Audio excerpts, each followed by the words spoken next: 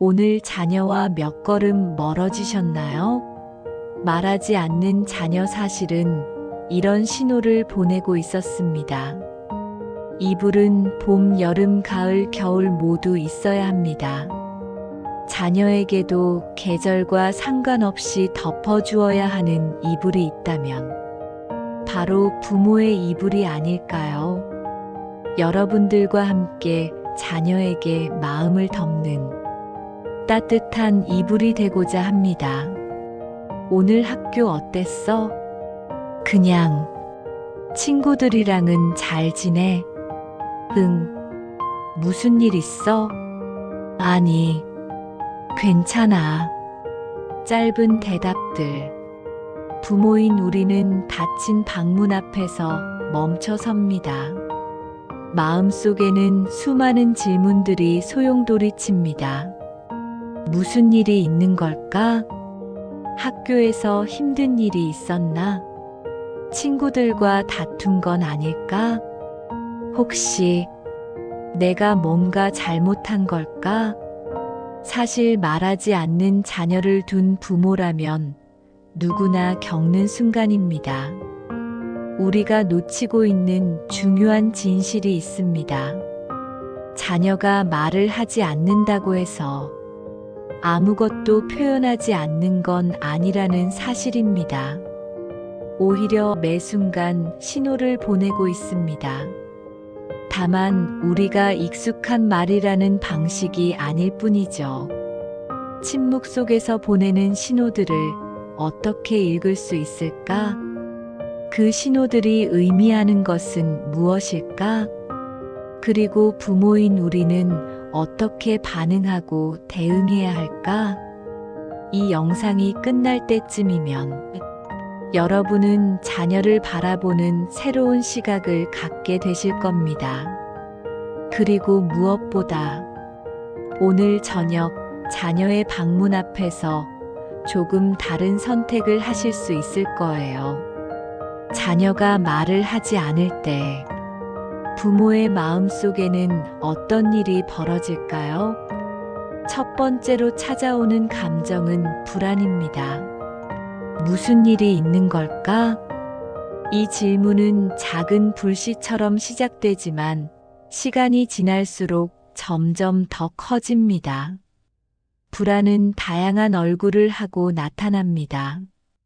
어떤 부모는 밤새 뒤척이며 생각합니다. 자녀가 학교에서 왕따를 당하는 건 아닐까? 성적이 떨어져서 말을 못하는 건 아닐까? 혹시 나쁜 친구들을 사귄 건 아닐까? 또 어떤 부모는 자신을 탓합니다. 내가 너무 바빠서 아이를 신경 쓰지 못한 게 아닐까? 내가 뭔가 잘못 말해서 자녀가 마음을 닫은 건 아닐까? 다른 집 자녀들은 부모와 잘 이야기하던데 나만 이런 걸까? 초조함의 악순환. 불안 다음에 찾아오는 것은 초조함입니다. 이 초조함은 때로 우리를 다급하게 만듭니다. 자녀의 방문을 두드리는 횟수가 늘어나고 질문은 점점 더 직접적이 되고 때로는 조금 강압적으로 변하기도 합니다. 왜 말을 안 해? 도대체 무슨 생각을 하는 거야? 나한테는 왜 이야기를 안 하는 거야? 엄마한테 숨길 게 뭐가 있어? 그런데 말이죠. 여기서 우리가 알아야 할 중요한 사실이 있습니다. 이러한 초조함과 다급함은 자녀에게 오히려 압박으로 다가갈 수 있다는 점입니다. 자녀는 부모의 불안을 느낍니다. 그리고 그 불안이 자신 때문이라는 것도 알아챕니다. 그러면 어떻게 될까요? 더욱 말을 아끼게 됩니다. 내가 말을 해봤자 엄마 아빠는 걱정만 하실 거야. 내 이야기를 하면 더 큰일이 될 것 같아. 이렇게 악순환이 시작됩니다. 중학교 2학년 딸을 둔 어머니의 이야기입니다. 딸아이가 갑자기 말수가 줄었어요. 학교에서 돌아오면 방으로 들어가서 문을 잠그고 저녁 먹을 때도 거의 말이 없었죠. 처음에는 사춘기려니 했는데 일주일, 2주일이 지나도 변화가 없으니 저는 점점 불안해졌어요. 매일 밤 방문 앞을 서성이며 고민했습니다. 들어가서 물어봐야 하나 말아야 하나. 결국 참지 못하고 어느 날 방문을 열고 들어가서 물었어요. 엄마한테 할 말 없어? 무슨 일 있으면 말해야지. 그런데 뭐라고 했는지 아세요? 엄마, 나 정말 괜찮아. 그냥 좀 조용히 있고 싶을 뿐이야. 그 말을 듣는 순간 저는 깨달았어요. 제 불안이 자녀를 더 힘들게 하고 있었다는 걸요. 우리가 생각할 수 있는 것은 무엇일까요? 부모가 느끼는 불안과 초조함. 그것은 지극히 자연스러운 감정입니다. 우리는 자녀를 사랑하니까요. 걱정되는 게 당연합니다. 하지만 동시에 이것도 기억해야 합니다. 우리의 감정이 자녀의 행동을 결정짓는 것은 아니라는 점을요. 말을 하지 않는다고 해서 반드시 큰 문제가 있는 건 아닙니다. 오히려 많은 경우 침묵은 성장하고 있다는 신호입니다. 우리는 중요한 전환점에 서 있습니다. 자녀의 시선으로 세상을 바라볼 차례입니다. 청소년기 자녀들은 무엇을 경험하고 있을까요? 첫 번째 이유는 독립심의 발달입니다. 초등학교 때까지 자녀는 부모와 모든 것을 나눕니다. 학교에서 있었던 일, 친구와의 대화, 작은 고민까지도요. 하지만 청소년기에 접어들면서 자신만의 내면, 세계를 형성하기 시작합니다. 이것은 매우 중요한 발달 과정입니다. 심리학자 에릭슨은 이 시기를 정체성 대 역할 혼란의 시기라고 불렀습니다. 청소년은 스스로에게 묻습니다. 나는 누구인가? 나는 무엇을 원하는가? 나는 어떤 사람이 되고 싶은가? 이러한 질문들에 답하기 위해서는 혼자만의 시간과 공간이 필요합니다. 방문을 닫는 행동은 단순히 부모를 피하는 게 아닙니다. 오히려 자신과의 대화를 시작하는 것입니다. 감정을 보호하려는 본능. 두 번째 이유는 감정 보호입니다. 청소년기는 감정의 롤러코스터와 같은 시기입니다. 작은 일에도 마음이 크게 흔들리고 때로는 자신도 왜 그런 감정이 드는지 모를 때가 있습니다. 이러한 복잡한 감정을 말로 표현한다는 것, 생각보다 쉽지 않습니다. 특히 부모에게는 더욱 그렇습니다. 자녀는 생각합니다. 이 이야기를 하면 엄마 아빠가 실망하실까? 내 감정을 말로 설명할 수 있을까? 혹시 오해받으면 어떡하지? 자녀는 선택합니다. 차라리 말하지 않는 것을요. 말하지 않으면 적어도 잘못된 말로 상처를 주는 일은 없으니까요. 이것은 사실 자녀가 부모를 배려하는 마음이기도 합니다.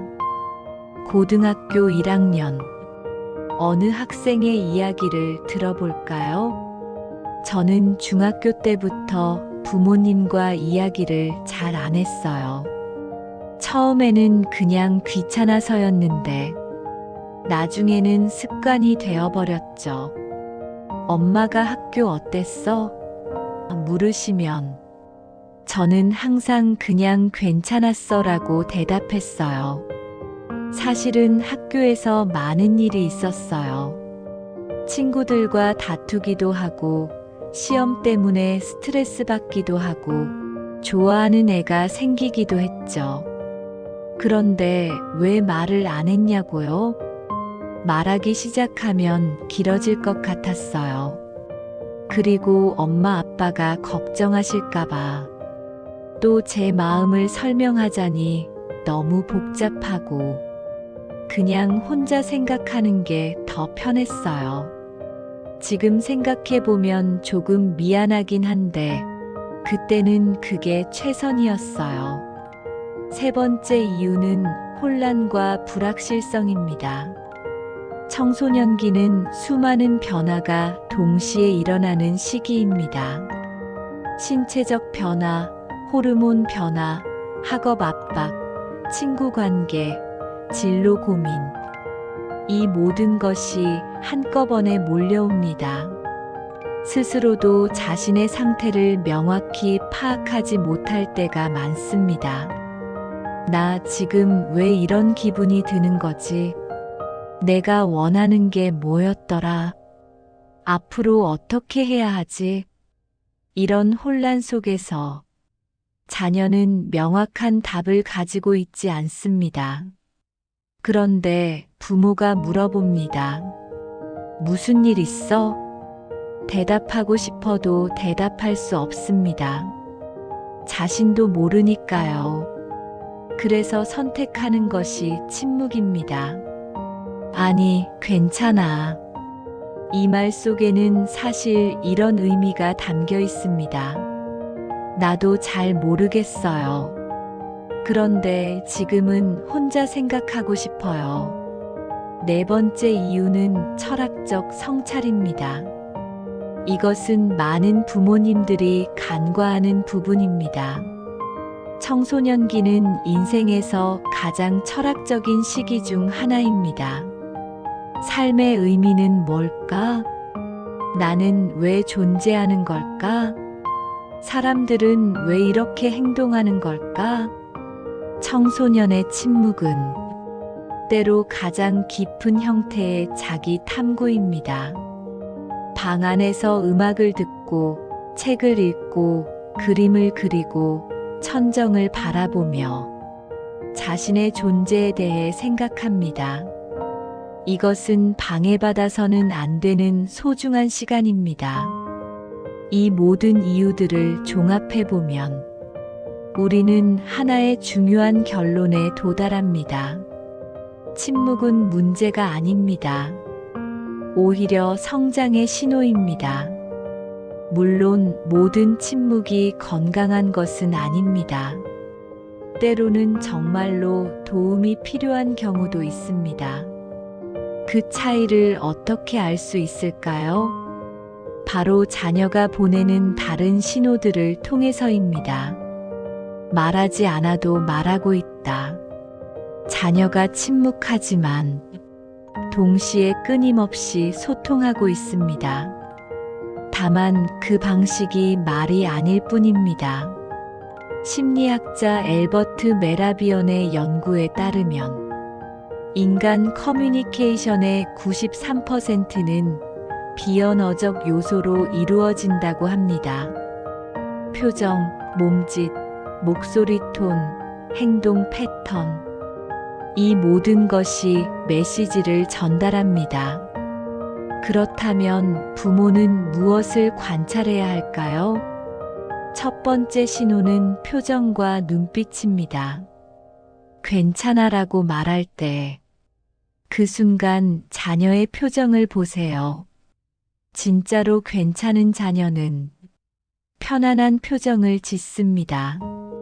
눈빛이 맑고 어깨에 힘이 빠져 있습니다. 하지만 힘든 자녀는 다릅니다.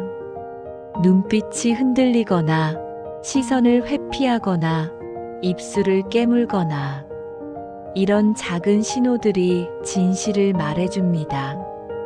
저녁 식사 중에 고개를 숙이고 있습니다. 밥을 먹으면서도 표정이 굳어 있습니다. 가끔 한숨을 쉬지만 이유를 말하지 않습니다. 이것은 명확한 신호입니다. 나 지금 뭔가 힘들어. 그런데 아직 말할 준비가 안 됐어. 두 번째 신호는 행동 패턴의 변화입니다. 평소와 다른 행동은 중요한 메시지입니다. 게임이나 스마트폰에 과도하게 집중하는 경우, 이것은 현실 회피의 신호일 수 있습니다. 게임 속 세계에서 위안을 찾고 있습니다. 현실의 스트레스로부터 잠시 벗어나고 싶은 것이죠. 갑자기 방 청소를 시작하거나 정리하는 경우, 이것은 통제감을 되찾으려는 신호입니다. 인생이 혼란스러울 때 사람들은 작은 것이라도 정돈하려 합니다. 최소한 내 방은 내가 통제할 수 있어라는 의미입니다. 평소 좋아하던 활동을 갑자기 안 하는 경우, 이것은 주의가 필요한 신호입니다. 음악을 좋아하던 자녀가 악기를 안 만지거나, 운동을 좋아하던 자녀가 밖에 안 나가거나, 이런 변화는 우울감이나 무기력의 신호일 수 있습니다. 밤늦게까지 안 자거나 반대로 너무 많이 자는 경우, 이것도 중요한 신호입니다. 감정적 스트레스가 수면에 영향을 미치고 있는 것입니다. 세 번째 신호는 창작 활동입니다. 말로 표현하지 못하는 감정은 다른 형태로 나타나기 마련입니다. 그림이나 낙서, 자녀의 공책이나 노트 여백을 보세요. 어떤 그림을 그리고 있나요? 어두운 색감이 많은가요? 밝은 색감인가요? 같은 이미지를 반복해서 그리나요? 이 모든 것이 내면을 보여줍니다. 요즘 어떤 음악을 듣는지 아시나요? 종종 자신의 감정과 공명하는 노래를 선택합니다. SNS에 올리는 글이나 사진을 보세요. 물론 사생활을 침해하지 않는 선에서요. 공개된 게시물만으로도 많은 것을 알 수 있습니다. 어떤 이미지를 공유하나요? 어떤 글에 공감하나요? 친구들과 어떤 대화를 나누나요? 네 번째 신호는 신체 언어입니다. 부모와의 물리적 거리를 어떻게 유지하는지 관찰하세요. 거실에 자주 나오는지, 가족과 같은 공간에 있으려 하나요? 아니면 항상 방에만 있나요? 건강한 독립심을 추구하는 자녀는 가끔은 가족과 함께 있는 시간을 즐깁니다. 말은 많이 하지 않아도 같은 공간에 있는 것만으로 편안함을 느낍니다. 하지만 정말 힘든 자녀는 가족과의 접촉 자체를 피하려 합니다. 부모가 어깨를 가볍게 터치하거나 안을 때 자연스럽게 받아들이나요? 몸을 경직시키나요? 피하려고 하나요? 이것도 중요한 신호입니다. 중학교 3학년 어느 자녀의 엄마 이야기입니다. 말을 거의 안 해서 걱정이 많았어요. 그런데 어느 날 우연히 그린 그림을 봤어요. 공책 뒷장에 작은 그림이 있었는데 혼자 섬에 있는 사람 그림이었어요. 주변에 파도가 거칠게 그려져 있었고요. 그 순간 깨달았습니다. 아, 외로움을 느끼고 있구나. 친구 관계에서 어려움이 있는 거구나. 저는 직접 물어보지 않았어요. 대신 다음 날 함께 카페에 갔습니다. 아무 말 없이 옆에 앉아 있었죠. 그러다 자녀가 먼저 말을 꺼냈어요. 엄마, 요즘 학교 친구들이 나를 좀 무시하는 것 같아. 그 한마디로 대화가 시작됐습니다. 이 모든 신호들을 읽을 때 중요한 것은 급하게 결론 짓지 않기.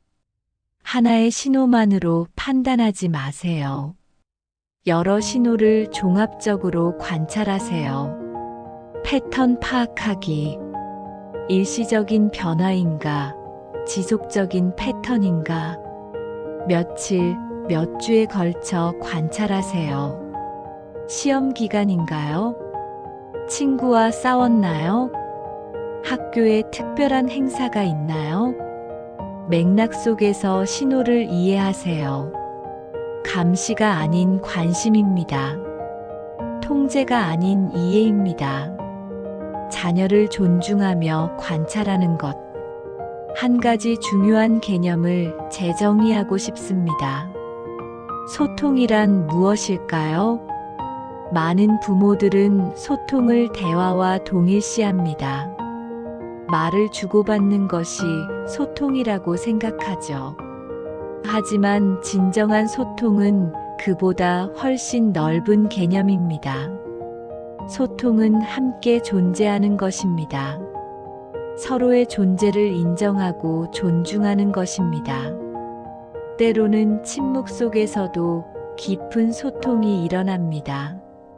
자녀가 말을 할 때 우리는 정말로 듣고 있을까요? 아니면 다음에 할 말을 생각하고 있을까요? 조언을 준비하고 있을까요?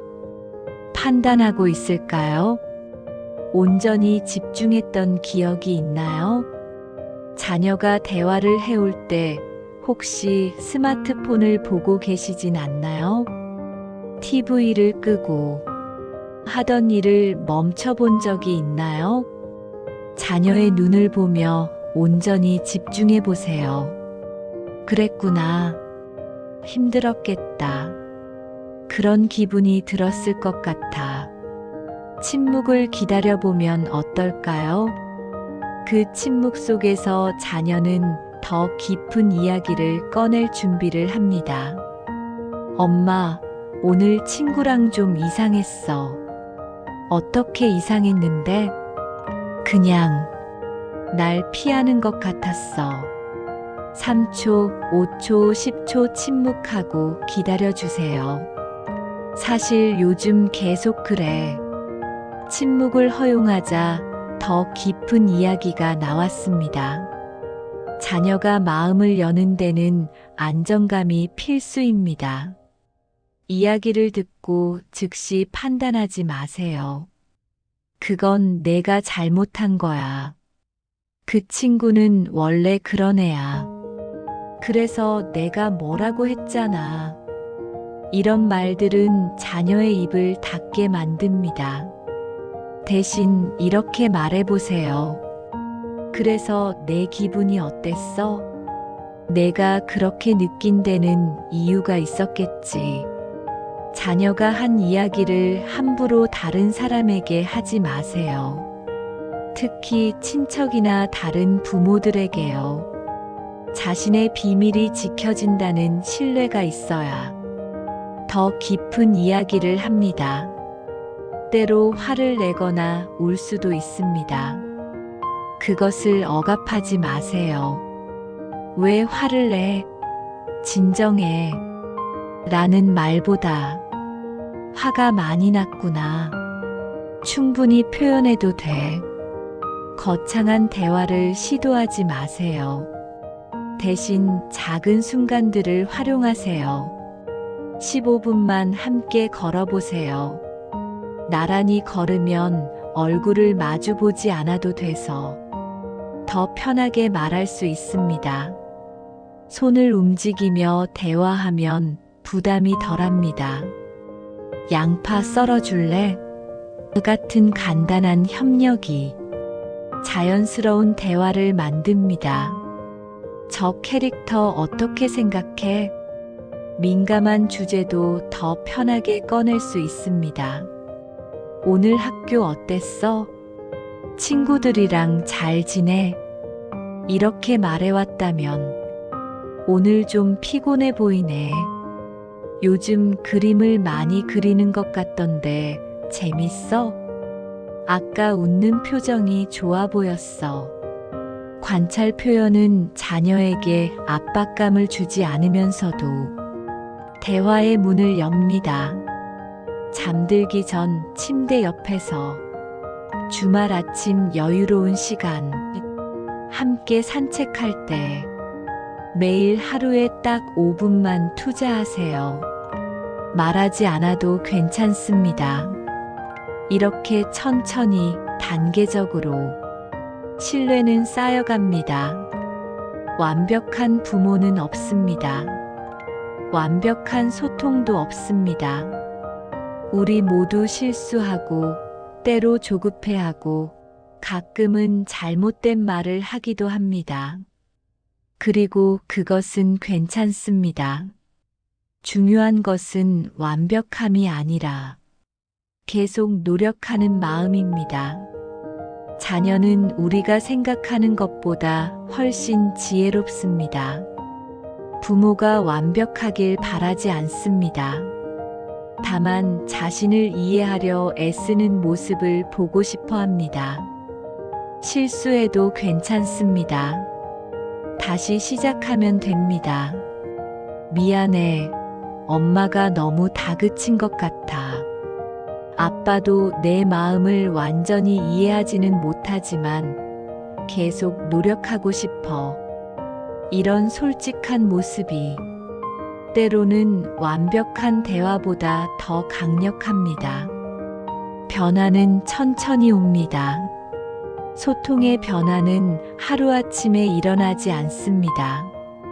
오늘 배운 방법을 시도했다고 해서 내일 당장 자녀가 모든 것을 이야기하지는 않을 겁니다. 하지만 괜찮습니다. 작은 변화를 축하하세요. 엄마, 이거 바라며 스마트폰 화면을 보여준다면 그것도 소통입니다. 식사 시간에 오늘 있었던 일 중 한 가지를 이야기한다면 그것은 큰 진전입니다. 당신은 이미 좋은 부모입니다. 너무 많은 고민으로 힘들어하지 마세요. 부모와 자녀는 말하지 않아도 되는 관계입니다. 그 관계가 되기 위해 우리는 더욱 노력해야 하는 부모이니까요. 혹시 오늘 자녀에게 서운한 것이 있다면 내가 더 많이 서운한데 나는 잘못이 없는데 그렇게 생각하지 말고 전화를 걸어보세요. 목소리 들으려고 전화했다고 말해주세요. 그리고 눈맞춤으로 부모의 마음을 전해보세요. 오늘 밤 자녀에게 온기를 전할 수 있는 우리가 되었으면 좋겠습니다. 긴 영상 함께 해주셔서 감사합니다.